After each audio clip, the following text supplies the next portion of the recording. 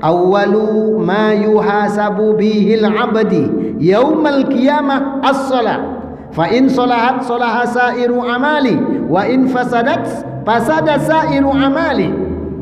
Kata Rasulullah, yang pertama kali dihisab, yang pertama kali dihitung dari masing-masing manusia itu di hari kiamat nanti adalah solat. Kalau solatnya baik-baik semuanya, kalau solatnya amburadul semuanya, maka solat itu ruhul ibadah, nyawa dari sekalian ibadah. Solat itu muhul ibadah, barometer dari sekalian ibadah.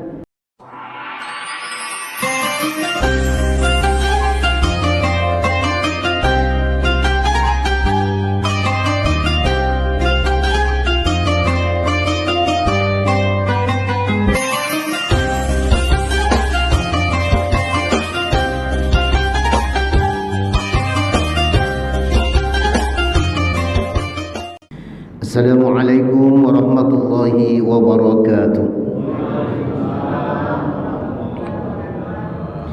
Pergi bermalam ke kota Rengat, singgah bermalam di Pangkalan Kerinci. Jawaban salam kurang semangat. Kita ulangi sekali lagi. Assalamualaikum warahmatullahi wabarakatuh.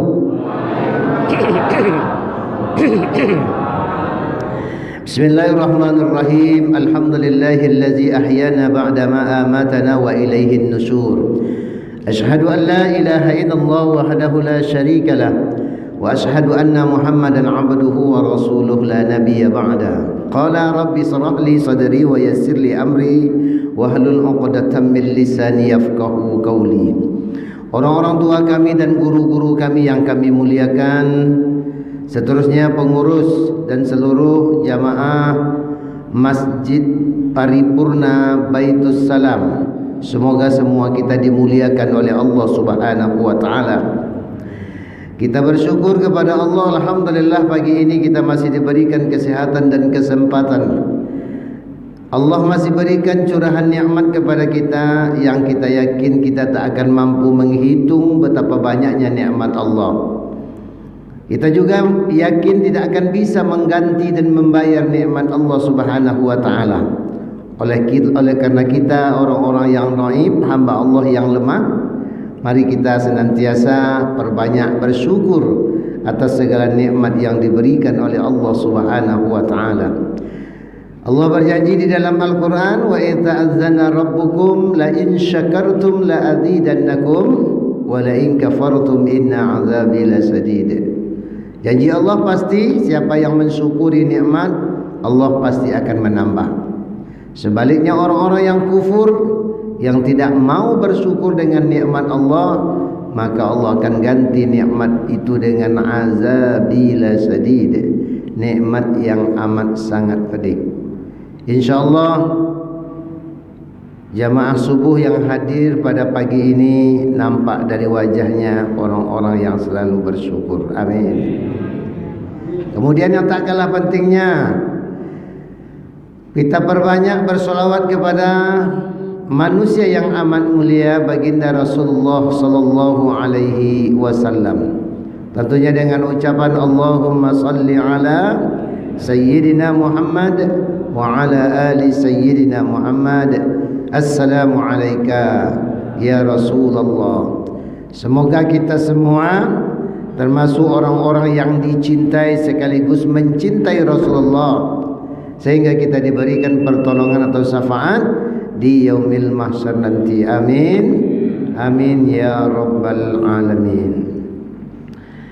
Ayah bunda jamaah yang dirahmati oleh Allah Subhanahu wa taala, saya malam tadi sudah agak malam ditelepon oleh Ketua Umum IKMI Kota Pekanbaru, Abi Edi Azhar. Saya ditugaskannya subuh ini bersilaturahim dengan jamaah kami yang ada di Masjid Paripurna Baitus Salam ini. Artinya beliau tidak berkesempatan hadir pagi ini. Abi Edi Azhar tak hadir. Alhamdulillah hadir sekretaris masjid kita Abi Karyanto, tetap Abi juga. Jamaah yang dirahmati oleh Allah, sekretaris masjid kita ni konco kami ni. Kami sama-sama bergabung di DPD LPM Kota Pekanbaru, banyak berinteraksi dengan masyarakat, banyak bersama melaksanakan kegiatan-kegiatan sosial. Nah, alhamdulillah pagi hari ini kita bisa bersama, bisa bermuajah, bertatap muka, insyaallah menjelang pelaksanaan solat sunat Isra subuh ini.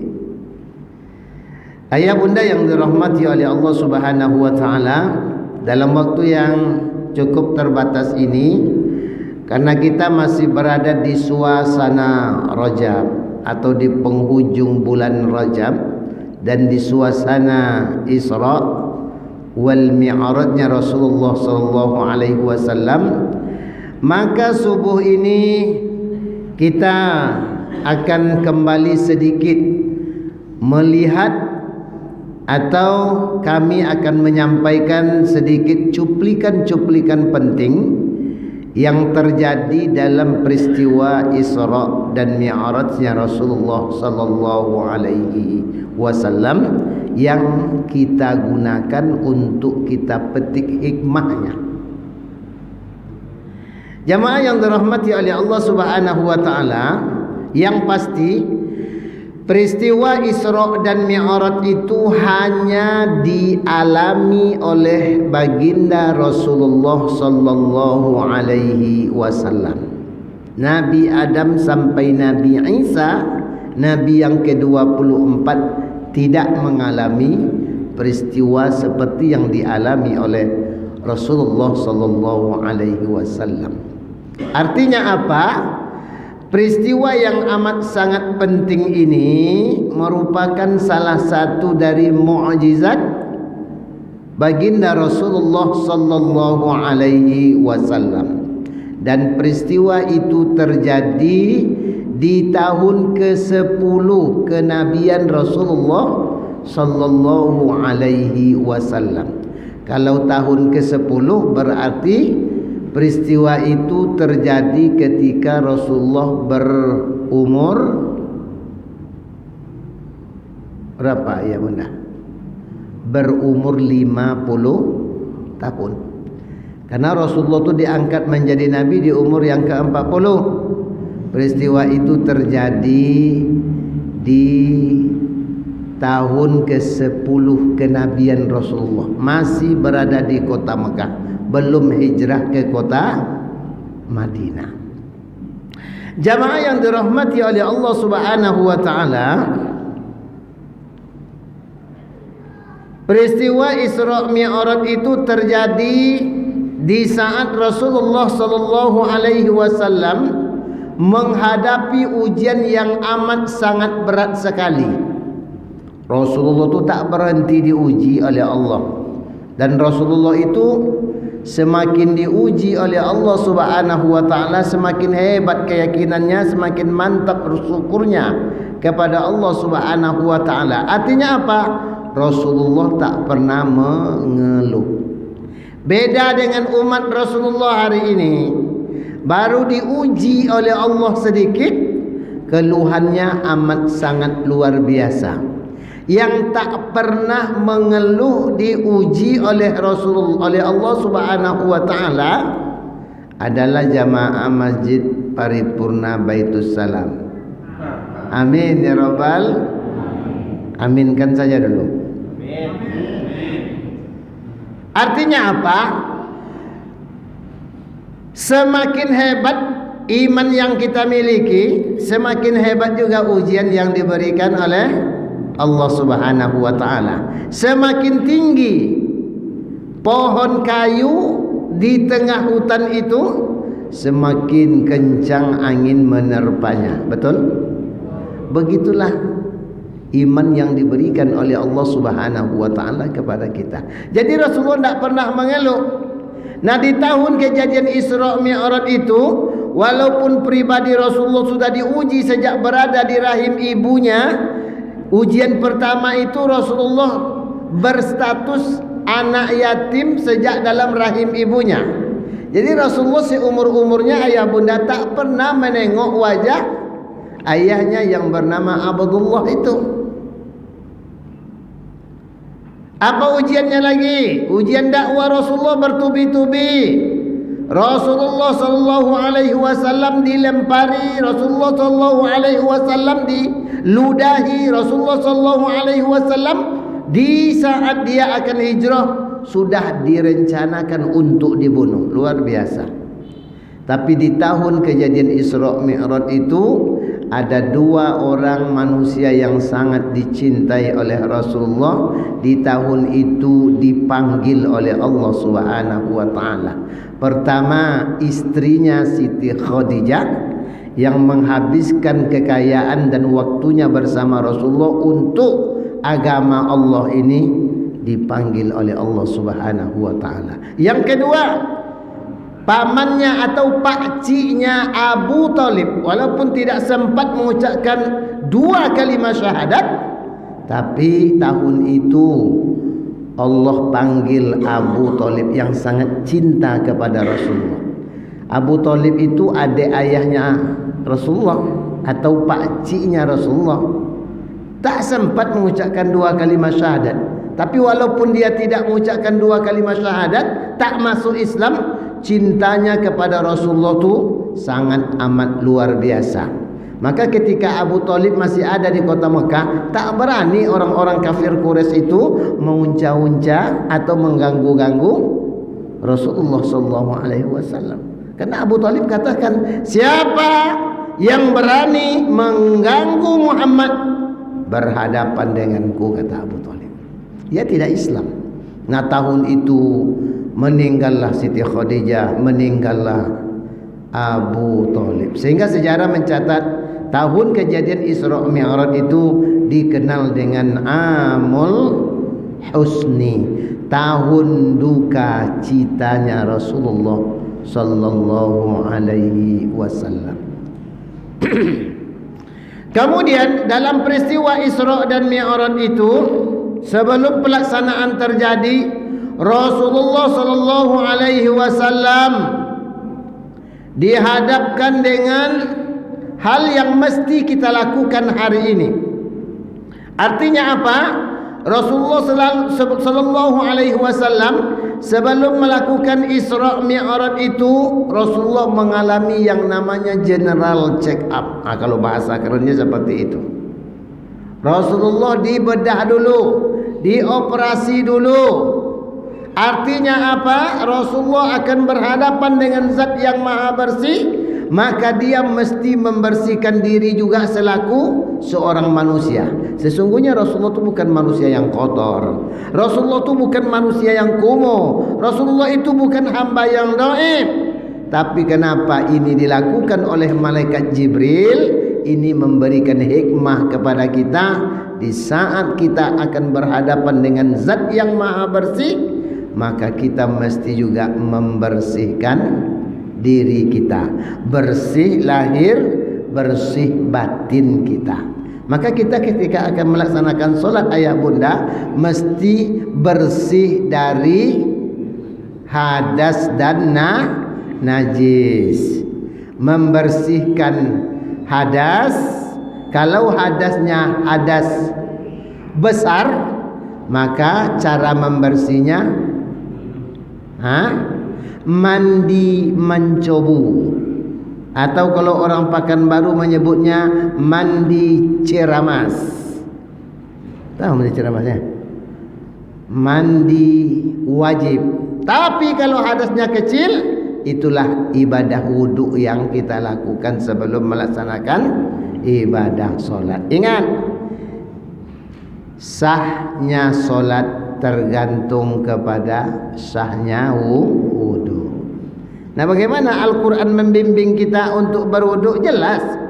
Ya ayyuhalladzina amanu idza kuntum ila shalah fawsilu wujuhakum wa aydiyakum ilal marafiq wamsahu bi ru'usikum wa arjulakum ilal ka'bain. Oi orang-orang beriman, di saat engkau akan mendirikan salat, fausilu wujuhakum, hendaklah kamu membasuh wajahmu. Allah menggunakan kata wasala dalam ayat ini. Jadi muka itu dibasuh, tidak disunggah atau disiram. Paham? Dibasuh. Sunnahnya berapa kali? 3 kali supaya sempurna basuhnya. Wa aidiakum ilal marafiq. Wa aidiakum, waw pada kata-kata aidiakum itu namanya waw ataf. Kalau perintahnya membasuh muka, maka tangan juga dibasuh, karena tidak ada fi'il lain setelah itu. Tetap dari ghusala. Allah menggunakan wa aidiakum, waw itu waw ataf, maka kita membasuh tangan ilal marafiq. Marafiq itu 2 mata. Halo, 2 mata siku mesti basah. Maka ayah dan bunda, dalam berwudu ini mesti kita hati-hati. Ada orang pakai baju lengannya panjang, kadang-kadang ketika dilipat atau ketika dikelengsengkan, ya kan, bajunya sempit, tak terbuka 2 mata sikunya, dia berwudu juga tidak basah, maka wudunya tidak sah. Betul dilipat sampai ke atas, sampai terbuka 2 mata siku, dibasuh. Sunnahnya 3 kali, mendahulukan tangan kanan lalu tangan kiri. Kemudian apa lagi? Wamsahu bi ru'usikum, ada fi'il lain. Kalau tadi kata-kata wasala, sekarang ada kata-kata wamsahu. Masaha, fi'ilnya masaha. Masaha artinya menyapu. Menyapu. Ru'us adalah jamak dari kata ra'sun, artinya kepala. Jadi yang disapu adalah kepala, bukan menyapu rambut, bukan sya'run di situ, tapi ra'sun, kepala. Kenapa harus kepala? Karena kalau maksud ayat ini rambut, khawatir nanti ketika ada orang yang tak punya rambut, apanya yang mau disapu? Kan ada orang yang botak licinnya Pak ya, tak ada rambut. Nah jadinya kan tak cukup anggota wuduknya kalau sya'run yang dimaksud. Maka Allah katakan di sini ra'sun, yaitu ru'us. Ru'us itu jamak dari kata-kata ra'sun, artinya kepala. Kalau kepala, semua manusia ada kepala. Tapi kalau sya'run, ada manusia yang tidak punya sya'run, yang botak licin. Yang kedua, kalau yang dimaksud dalam ayat ini adalah rambut, maka yang paling gampang berwudu adalah ibu-ibu, ya kan? Kalau yang dimaksud itu membasuh rambut, maka ibu-ibu yang rambutnya panjang tentu gampang berwuduknya, tidak perlu buka mukenanya atau tidak perlu buka jilbabnya. Ambil je ujung rambut itu, dikinca gini kan bisa saja, ya kan Bu ya. Nah, tapi Allah tidak katakan di situ sya'run, tapi ra'sun. Nah. Lalu apa lagi? Ya ayyuhallazina amanu idza kuntum ila shalah fawsilu wujuhakum wa aydiyakum ilal marafiq wamsahu bi ru'usikum wa arjulakum ilal ka'bain. Membasuh 2 kaki hingga 2 mata kaki. Betul-betul dibasahkan 2 mata kaki. Kalau di kampung dulu ayah bunda, orang berwudu tidak pakai keran, tapi berwuduknya di sungai, ya kan? Ada yang buru-buru berwuduknya, ya kan? Sehingga ketika membasuh kaki itu tak sempurna basuh kaki. Kenapa? Dia hanya menggini-ginikan kakinya di sungai, tak basah kadang-kadang. Nah ayah dan bunda, sekali lagi, wuduk itu menentukan sah atau tidak sahnya ibadah solat, karena sangat keterkaitan. dibersihkan diri kita dari yang namanya hadas dan najis. Rasulullah dioperasi. Jamaah yang dirahmati oleh Allah Subhanahu wa taala, lalu setelah peristiwa Rasulullah dioperasi itu baru diberangkatkan Rasulullah minal Masjidil Haram ilal Masjidil Aqsa.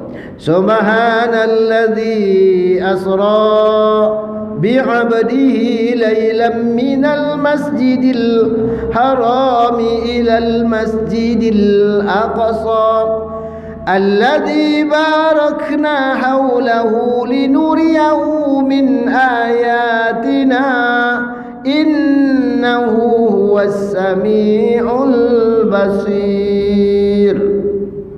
Allah menggunakan kata-kata asra dalam surat Bani Israel atau surat Al-Isra ayat pertama ini.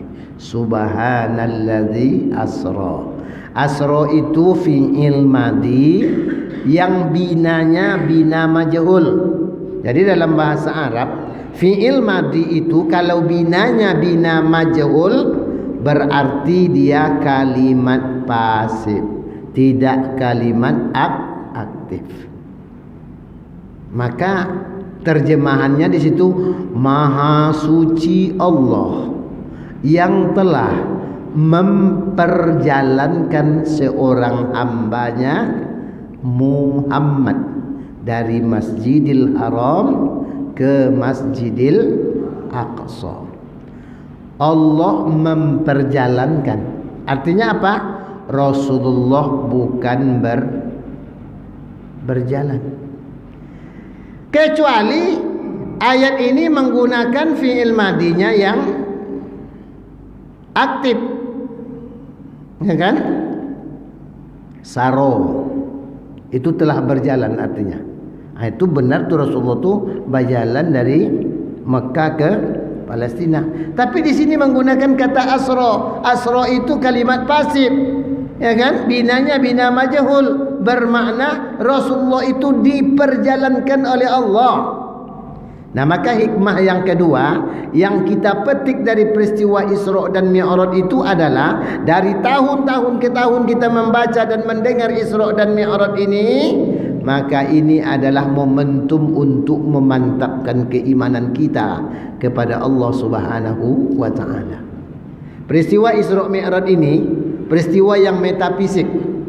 Kalau kita tengok dengan kacamata rasio kita, dengan logika kita, maka kita akan sama dengan Abu Lahab, sama dengan Abu Jahal. Tidak yakin kita. Kenapa? Karena peristiwa itu sangat tidak logika, sangat tidak rasio, sangat tidak masuk akal. Cobalah Mekah ke Palestina, Palestina naik ke Sidratul Muntaha, waktu habis satu malam. Sebelum subuh Rasulullah sudah berada lagi di kota Mekah. Masuk akal tak itu? Awak berangkat tengah malam, awak jalan kita ke Pangkalan Kerinci. Paling berangkat tengah malam tu sampai subuh tu paling jauh kita di Sekijang Mati tu baru kalau berjalan awak. Kalau boleh sampai lah tu ya. Kalau tak sampai di Tangor aja baru. Coba lah.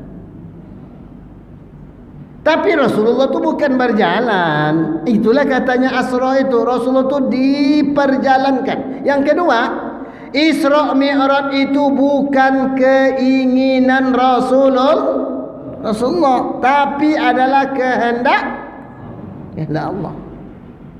Nah, kalau Allah sudah berkehendak itu ada yang mustahil? Tak ada yang mustahil, ayah bunda. Iza arada syai'an ayyakula lahu. Wah, itu dia. Allah kalau sudah menghendaki sesuatu, tak ada yang mustahil. Allah cukup katakan kun jadi, payakun maka terjadi. Awak yang banyak mustahil ayah bunda. Ingin jadi orang kaya, berencana aja yang banyak apa? Ada yang terwujud jadi orang kaya, ada yang hanya sekedar keinginan saja. Tapi Allah kalau sudah menghendaki sesuatu tak ada yang mustahil. Apalah susahnya memindah-mindahkan oleh Allah hambanya Muhammad sallallahu alaihi wasallam di tengah malam itu dari satu tempat ke tempat yang lain, dari tempat yang rendah ke tempat yang tinggi. Tidak ada yang mustahil. Perkara yang amat kecil bagi Allah untuk memindah-mindahkan Rasulullah sallallahu alaihi wasallam. Maka ayah bunda, dari ketik kita lah gadang-gadang lah gaik-gaik lah tua-tua kita ayah bunda, tak berhenti kita memperingati Isra Mi'raj. Setiap saat kita membaca sejarahnya, maka momentum Isra Mi'raj itu sesungguhnya mengasah keimanan kita kepada Allah Subhanahu wa taala. Semakin sering kita membaca, semakin sering kita mendengarkan peringatan Isra Mi'raj, semakin mantap kualitas kita, kualitas iman kita kepada Allah.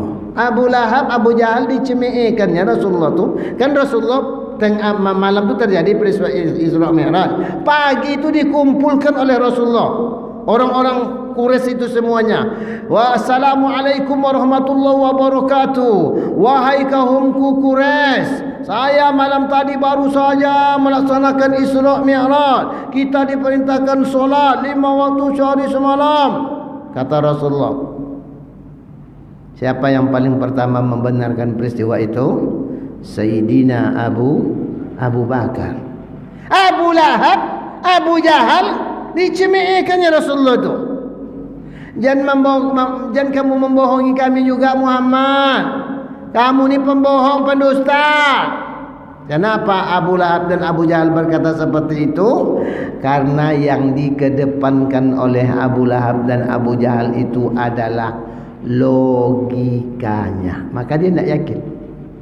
Sayyidina Abu Bakar, jangankan peristiwa Isra Mi'raj ini, bahkan lebih daripada ini, kalau Rasulullah yang mengatakannya, saya sangat amat yakin sekali, kata Sayyidina Abu Bakar itu.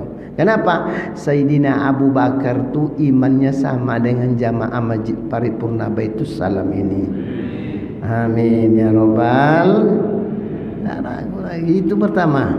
Yang kedua, hikmah terpenting dari peristiwa Isra dan Mi'raj itu adalah momentum Isra Mi'raj itu adalah waktu bagi kita yang paling tepat untuk mengevaluasi ibadah solat. Karena Isra Mi'raj itu tujuannya menjemput perintah solat, perintah puasa, perintah zakat, perintah haji dan perintah-perintah yang lain. Rasulullah tidak mesti berhadapan dengan Allah Subhanahu wa taala, tapi Allah kirimkan perintah itu melalui malaikat Jibril ngantar kepada Rasulullah. Tapi yang namanya urusan solat mesti Rasulullah berhadapan dengan Allah di Sidratul Muntaha. Ada apa dengan solat? Kita ambil satu saja. Solat itu nyawa sekalian ibadah. Solat itu adalah barometer seluruh ibadah yang kita lakukan. Itu bukan kata saya, kata Rasulullah. Apa kata Rasulullah? Awwalu ma yuhasabu bihil abdi yaumal qiyamah as-salat. Fa in salahat salaha sairu amali wa in fasadat fasada sairu amali. Kata Rasulullah, yang pertama kali dihisab, yang pertama kali dihitung dari masing-masing manusia itu di hari kiamat nanti adalah solat. Kalau solatnya baik semuanya. Kalau solatnya amburadul semuanya. Maka solat itu ruhul ibadah, nyawa dari sekalian ibadah. Solat itu muhul ibadah, barometer dari sekalian ibadah. Puasa kita akan dianggap baik kalau solat kita baik. Zakat kita dianggap sah, sedekah kita dianggap benar kalau solat baik. Haji dan umroh kita baru sah, baru bagus, baru mantap kalau solat kita baik. Tapi kalau solat amburadul, puasa dianggap tidak baik, zakat, haji, umroh segala macamnya tidak dianggap baik. Maka solat mesti kita evaluasi. Nah, pagi ini sedikit mohon izin kepada kita semua. Saya mengevaluasi ibadah solat saya. sekaligus juga kita semua. Bagaimana cara evaluasinya? Ada 5 tingkatan orang memandang ibadah solat itu. Persis seperti tingkatan jari saya ini. Target solat itu di sini. Mari kita tengok. Tingkatan pertama, ada orang yang tahu bahwa solat itu wajib, tapi dia tidak melaksanakannya. Di Baitus Salam tidak ada yang seperti ini, insyaAllah. Amin. Tapi di luar sana ayah dan bunda, tak sedikit orang yang tahu bahwa solat itu wajib tapi dia tidak laksanakan. Dibilang kafir marah dia, tapi dia tidak pernah solat. Ya kan? Bedanya kafir dengan muslim itu solat itulah.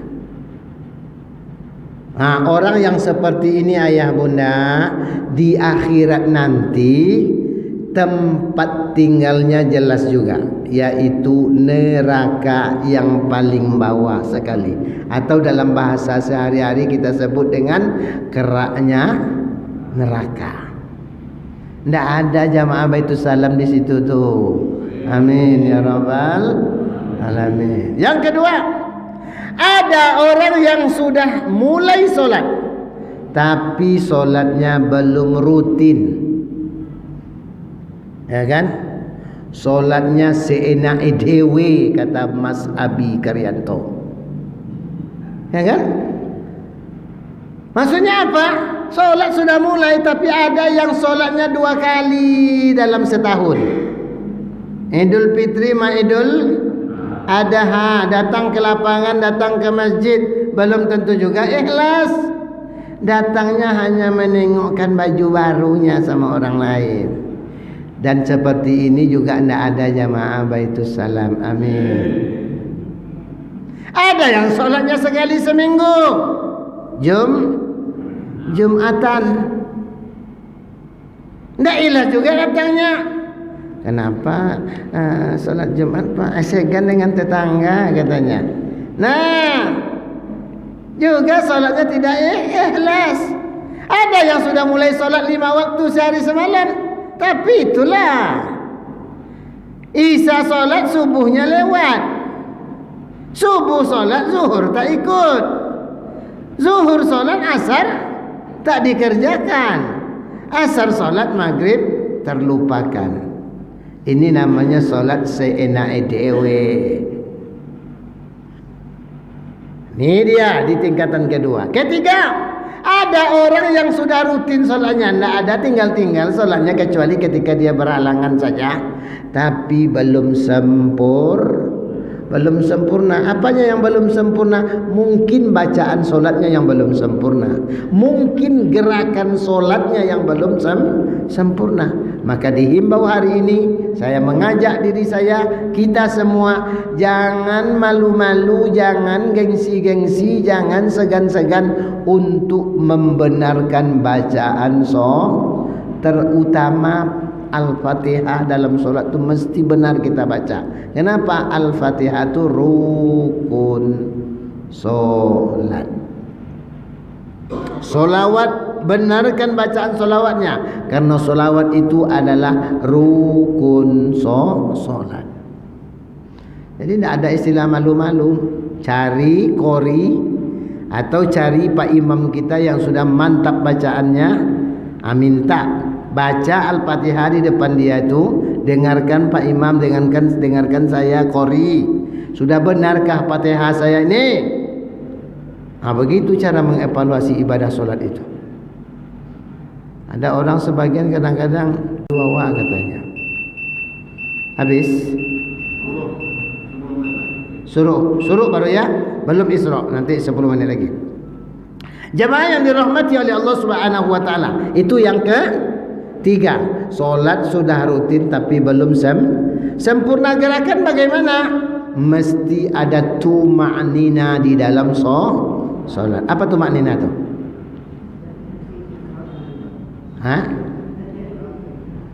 Tuma'nina itu durasi dari satu gerakan ke gerakan lain. Itu namanya tuma'nina. Contoh, ruku' tu jelaskan ruku'nya. Bacaannya subhana rabbiyal azimi wa bihamdi. Sunnahnya 3 kali. Kemudian setelah ruku ada namanya i'tidal, tu berdiri lurus kembali. Setelah itu baru sujud. Ada orang saking cepatnya sholat menyatu ruku dengan sujudnya. Sami Allahu Akbar katanya. Langsung nyungkur di situ. Mestinya kan sami Allahu liman hamida rabbana lakal hamdu dan seterusnya. Iya kan? Ini saking cepatnya. Salat 4 rakaat itu ayah bunda, kalau dikerjakan secara sempurna menurut standar, paling cepat kita menyelesaikannya 6 menit. Sempurnanya 6 sampai 8 menit. Itu kalau ayatnya tidak surat Yasin. Ya kan? Tapi kalau surat Yasin ayat pertama, lalu ayat surat rakaat kedua surat Al-Waqi'ah, insya Allah berjam-jam salatnya itu. Ya kan? 8 menit, 6 sampai 8 menit. Salat yang 3 rakaat, salat maghrib itu 5 sampai 6 menit, sempurna seperti itu. Salat yang 2 rakaat subuh 4 sampai 5 menit. Ikum solat yang 4 rakaat tu 2 minit setengah putui deh Pak. Bayangkan itu. Jadi kalau dulu ada perangko kilat namanya, kalau kita ngirim-ngirim surat biar surat cepat sampai, perangko kilat. Nampaknya urusan perangko kilat ni main juga ketika solat itu.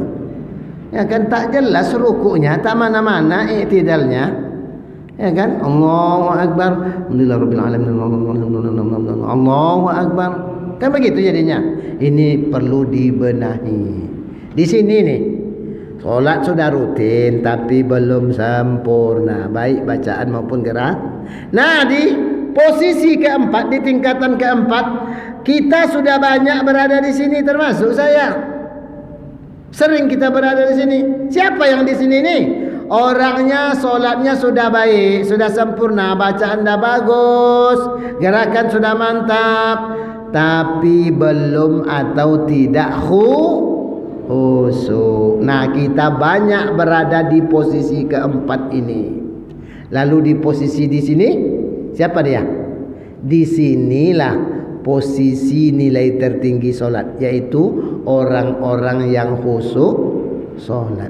Awak sekali-sekali melompat ke sini, Pak, Bu. Yang paling sering itu kita di sini. Artinya apa? Target solat itu adalah khusyuk dalam pelaksanaannya. Kalau tidak yakin, tengok surat Al-Mu'minun, surat 23 ayat yang kedua. Apa kata Allah? Alladzina hum fi salatihim. Beda pendapat ulama di sini tadi yang di sana ya. Kalau di sana orang nyambungnya alladzina hum fi salatihim khashi'un. Kalau di sini sambungannya sahun gitu ya.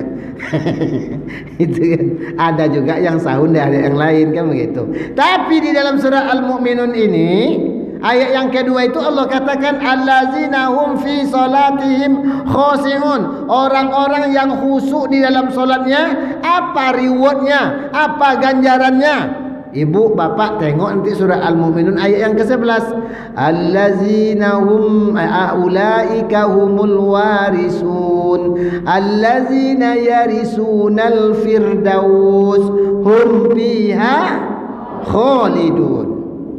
Orang yang khusyuk solat itu di akhirat nanti ditempatkan oleh Allah di surga, yang surga itu tingkatannya adalah PPIP. Nama surganya Al-Jannatul Firdaus. Jadi ayah dan ibunda yang hadir subuh ini nampak dari wajahnya ini penduduk-penduduk surga Firdaus insyaallah. Amin ya rabbal. Ada yang semangat aminnya, ada yang ragu-ragu. Iya agak. Iya kan? Kata Pak Abi, aminkan saja katanya. Jemaah, ini yang kita katakan evaluasi solat. Jadi target kita adalah khusyuk. Maka hari ini ayah dan bunda, ketika kita belum mendapatkan solat yang khusyuk, itu wajar saja. Kenapa? Karena ini target. Nah sekarang kalau ditanya kita, Pak, Bu, sudah bertahun-tahun solat dari ketek, kini lah gadang-gadang lah gaek-gaek lah tua-tua, alun meranti solat. Apakah kita sudah melaksanakan solat dalam keadaan khusyuk? Apa jawabannya itu? Yang paling menjawab nanti cari aman saja jawabannya. Insya Allah. Tidak salah jawaban insya Allah. Itu jawaban aman tuh. Tapi kalau kita jawab sudah khusyuk, khawatir nanti ketika dites tak lulus. Sama dengan Imam Ali, bukan Sayyidina Ali, dites oleh Rasulullah solat ini tidak khusyuk. Kamu kalau bisa solat khusyuk, nanti saya beri hadiah. Hadiahnya surban saya ini, ada yang hijau, ada yang putih. Kamu boleh pilih nanti. Solat Ali, selesai solat bergegas menghadap Rasulullah. Ya Rasul, saya sudah melaksanakan solat. Kamu khusyuk? Okey, sesuai dengan janji saya tadi, kamu boleh memilih sekarang. Kamu pilih sekarang hadiahnya. Mau surban hijau atau yang putih? Secepat yang kilat Imam Ali menjawab, yang hijau ya Rasulullah. Senyum Rasulullah tengok jawaban Sayyidina Ali itu. Berarti kamu tadi tak khusyuk solat. Ketika ditawari hadiah secepat itu kamu menjawab yang hijau, artinya kamu dalam solat tadi mikir hadiah, kan begitu. Ini gambaran sulitnya mendapatkan solat yang khusyuk. Atau kita jawab belum, sia-sia pula lah solat kita, ya kan? Maka saya, kalau ditanya, Ustaz, sudahkah Ustaz melaksanakan solat dalam keadaan khusyuk? Saya akan menjawab, insya Allah kadang-kadang sudah, kadang-kadang belum. Setuju tak jamaah dengan jawaban itu? Setuju ajalah, memang begitu kok kondisi kita. Jangan pura pula lagi. Ya kan? Khusyuk tu ada dua, Pak. Ada khusyuk ukuran Allah. Allah tak pernah kasih tahu kita kalau kita khusyuk solat. Ada tak selesai solat subuh tadi bisikan ke telinga kita, Bu, ibu tadi khusyuk solat? Ada tak? Tak ada. Allah tak kena kasih tahu kita. Dia yang nilai kita. Tapi ada khusyuk yang kedua. Khusyuk kedua tu kita merasakannya.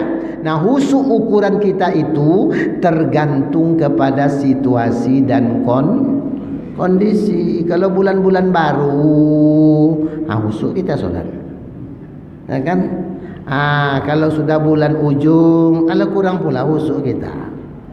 Atau anak soleh-soleha, istri soleha, suami soleh, ekonomi mapan, kebutuhan cukup, dengan tetangga bagus, dengan jamaah akur, nyaris tak ada masalah, insyaallahu khusyuk. Tapi coba sebaliknya, anak mada-mada, yang satu dalam penjara, yang satu pegang gitar duduk di simpang jalan, dari pagi sampai sore lagunya lagu barat, dia tak tahu arti lagu, kita tak paham juga, ya kan? Ekonomi morat marit, kebutuhan dapat pagi tandai sore, dengan tetangga IG terus, dengan jamaah tak ada yang bagus, banyak masalah. Berhenti kita solat? Enggak, kita tetap solat, tapi insya Allah tidak akan khusyuk. Maka jamaah yang dirahmati oleh Allah Subhanahu wa taala, Imam Nawawi mengatakan sudah dinamakan khusyuk untuk tingkatan orang awam apabila ketika mengangkat takbiratul ihram dia mengingat Allah. Takbiratul ihram, takbir pertama setelah lapat niat. Sengaja aku salat subuh 2 rakaat mengikut imam karena Allah. Allahu Akbar. Ketika Allahu Akbar itu tidak ada ingat yang lain, hanya Allah. Itu sudah khusyuk menurut Imam Nawawi. Ada pengertian khusyuk yang kedua. Apa katanya? Tarkul ghair li ajlil amal. Khusyuk itu meninggalkan pikiran lain, memusatkan pikiran dalam satu amalan. Kalau solat-solatnya yang kita ingat, tidak ingat yang lain dalam solat. Dan ini bukan perkara yang mudah. Meninggalkan pikiran yang lain dalam solat itu tak semua kita yang pandai, Pak. Tak semua kita yang mampu, Pak. Betul? Dampaknya apa kalau tidak bisa kita meninggalkan pikiran yang lain dalam solat? Pertama, terjadi penambahan dan pendiskonan rakaat solat. Maksudnya lupa jumlah rakaat solat. Yang kedua, dampak tidak bisa meninggalkan pikiran lain dalam solat itu. Sesuatu yang lupa kita sebelum solat, naroknya setengah mati nyarinya. Dalam solat dapat itu. Ibu-ibu ni pagi-pagi kan ke warung nih belanja, sampai di rumah buru-buru masak. Kadang-kadang dompet salah taruhnya. Setelah masak setengah mati jadi dompet itu. Ke depan, ke belakang, ke ruang tamu, ruang tengah, ke kamar, di dapur sendiri dicari, tidak juga ketemu. Solat zuhur datang, mulai solat lagi. Dalam solat zuhur tu datang hidayah tu, iya kan? Oh iya, dompet tadi di atas lemari rupanya. Pernah ibu mengalami, bu? Sering. Kalau pernah biasa mah, tapi kalau sering ketara dah usul solatnya kan begitu kan? Itu dampaknya. Apalagi dampak ndak tarkul ghair itu, ndak sinkron ayat awal dengan berangkat dengan surat At-Tin bisa sampai ke surat Al-Asr penyelesaiannya, ya kan? Wat-tini waz-zaituni wa turi sinina wa hadzal baladil amin. Laqad khalaqnal insana fi ahsani taqwim thumma radadnahu asfala safilin illa alladhina amanu wa 'amilus solihat wa tawasaw bil haqq wa tawasaw bis sabr. Pikiran melanglang buana dalam solat. Menyo mewakaf lo di solihat itu. Mestinya jangan mewakaf di situ, mewasol saja. Solihati palahum ajrun ghairu mamnun. Fama yukadzibuka ba'du biddin. Alaysa Allahu biahkamil. Kadang-kadang terjadi dengan imam seperti itu tuh. Kenapa imamnya seperti itu? Imamnya dalam solat mikir kredit rumah belum dibayar. Ada imam yang kadang-kadang muter-muter di sebuah ayat, tak selesai-selesai, mulutnya membaca ayat, pikirannya melanglang buana.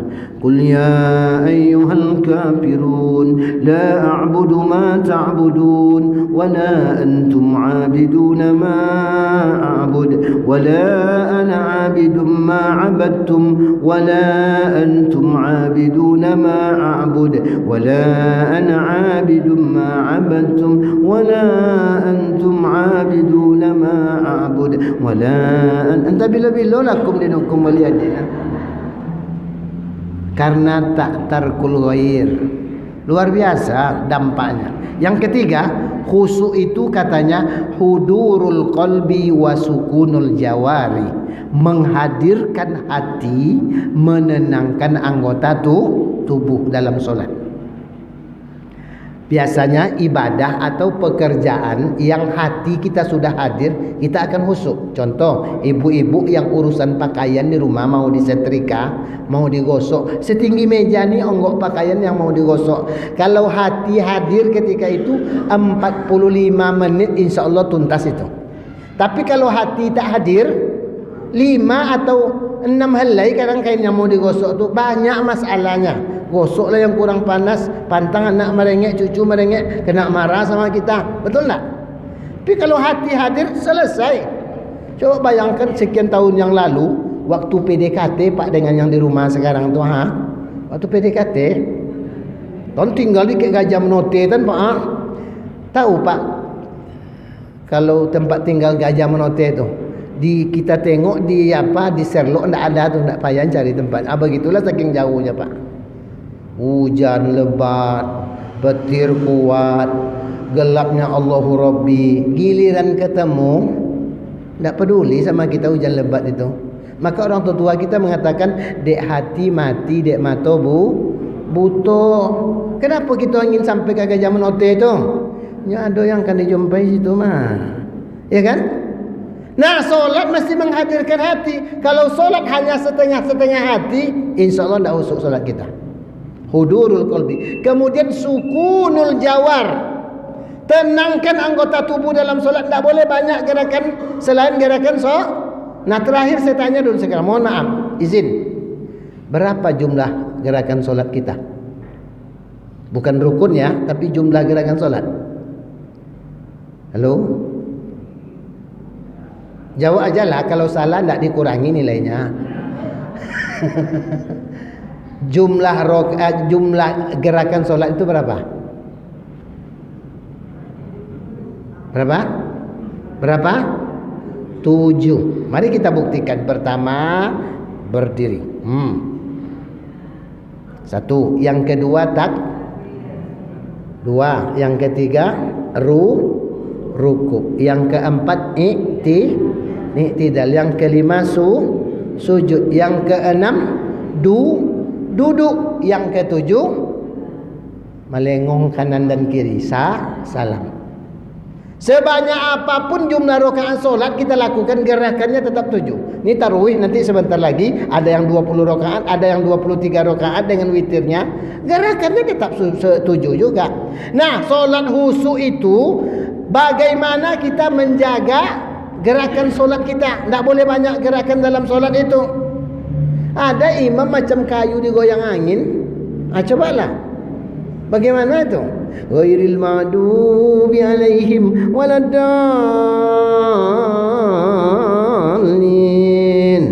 Kata makmum, imam kita goyang katanya.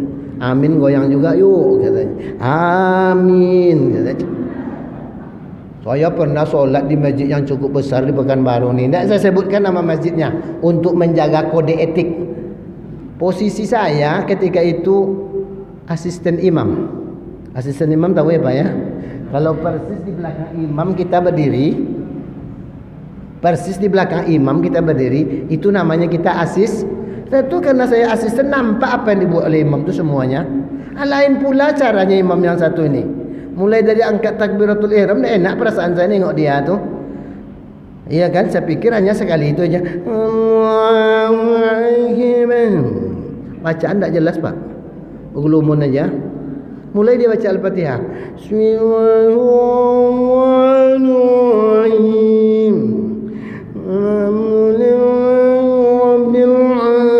Dalam hati awak ngapa lah imam ninjak tak jelas ni kan? Mau saya hantam dari belakang. Ya kan? Sukunul jawarnya tak ada gitu. Jadi ayah dan bunda, khusyuk solat itu minimal kiatnya ada 5. Ada 5 kiat untuk mendapatkan solat yang khusyuk itu. Tapi insyaAllah yang 5 ini akan kita sampaikan pada episod berikutnya. Terima kasih dan mohon maaf billahi taufiq wal hidayah. Assalamualaikum warahmatullahi wabarakatuh.